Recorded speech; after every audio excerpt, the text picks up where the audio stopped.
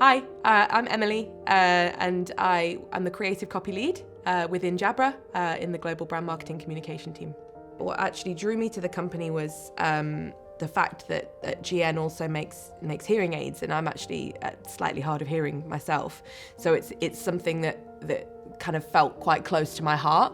I'd never worked for a company this big before. This was the first time I'd ever worked somewhere this massive, and it was quite overwhelming, walking up to the building for the first time, like, this is a huge company.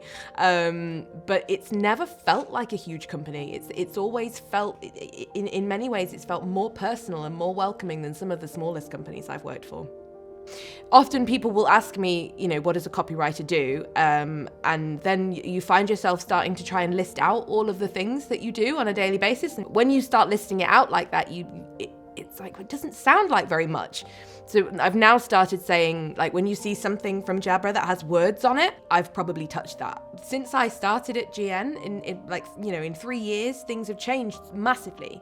And there's been so many things that we've done in that 3 years that I get this great sense of pride, because I get to look at that when, every time we launch a product, or every time we kind of make these announcements, it's like, I've been part of that. I've contributed to that. This is a really collaborative place to work. And in order to collaborate successfully, you have to listen, you have to be willing to challenge each other, and you have to make transformation. That's the essence of collaboration. I think for me, it's all about the fact that we work really well as a cohesive team.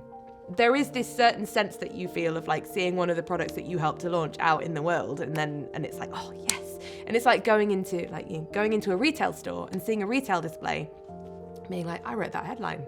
I wrote that packaging copy. There's something really exciting about being able to pick up a box in a big department store and be like, I wrote this.